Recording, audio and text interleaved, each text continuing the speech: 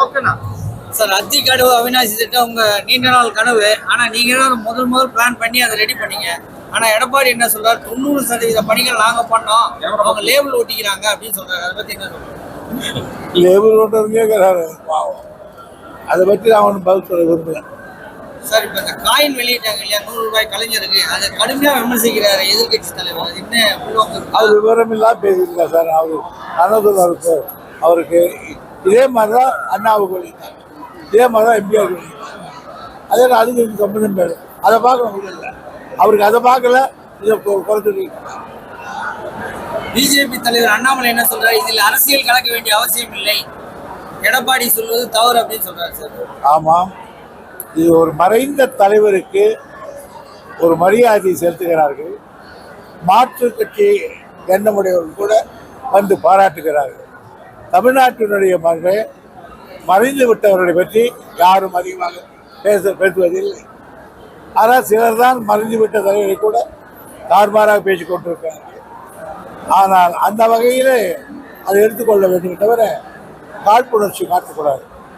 கீழ்பவானி அணையிலிருந்து தண்ணீர் வரும், அது கசிவு நிறைய கால்வாய்களில் கசிவு இருக்கு அப்படின்னு சொல்லி கீழ்பவானி அணை அந்த கால்வாய்கள் நீர் கசிவு அதிகமா இருக்கு அப்படின்னு சொல்றாங்க. அதனால கால்வாய்களைத்தான் சீர் செய்வதற்கு நாங்கள் சுமார் 9,000 கோடி ரூபாய் ஒதுக்கி பண்ணோம். ஆனால் அங்கே இருக்கிற விவசாயிகள் அதை சீர் பண்ணக்கூடாதுன்னு 2 வருஷமாக தகராறு. அவங்களை கெஞ்சி கூத்தாடி கொஞ்சமாக பண்ணிக்கிட்டு இருக்கோம். இது பழைய காலத்தை வச்ச மரங்கள் அவையெல்லாம் வேறு விட்டு அந்த கரையே பழந்து விட்டு, அதனால் மரங்களை எடுத்து விட்டு கீழே தரை போட்ட வேண்டும். தரை போட்டால் எனக்கு தண்ணி வராது, ஊறாதுனாங்க.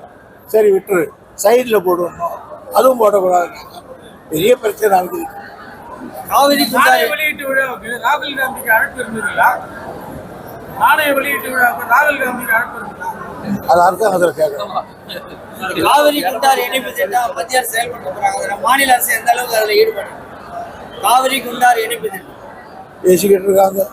இதுவரையும் நான் அந்த காலத்துல பேசிட்டு இருக்காங்க. நான் பொதுப்பணித்துறை அமைச்சர் இன்னும் பேசிக்கிட்டு தான் இருக்கேன்.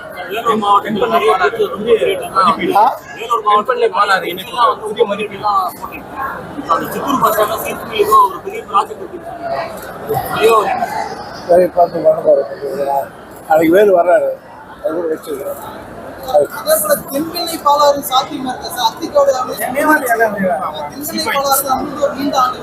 என்னுடைய லட்சியம் அது.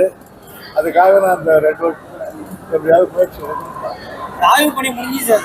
தென்மனை பாலாறு ஆய்வு குழு அதெல்லாம் பண்ணிக்கிட்டேன். என்னத்துக்கு ஒரு நோட்டி அது கேட்குறீங்க? கொடுங்க, அதுக்கு 10 பேர் ஒரு வருஷம் மதிப்பீடு போட சொல்லியிருக்கேன் சார். உங்களோட மேலான கவனத்திற்கு கடந்த வாரத்தில் 2 நாள் பெஞ்ச மழைக்கு காட்பாடியில் பல்வேறு பகுதிகள் தனித்தீவு போல காட்சி அளிச்சது.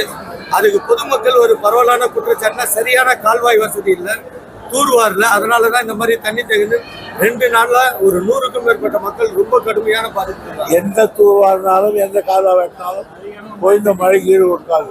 அவ்வளோ மழை பெய்ஞ்சா என்ன பண்ண முடியும்? அதே போல செத்து போன மொழி, அது பேசவே முடியாது, தெரியாது.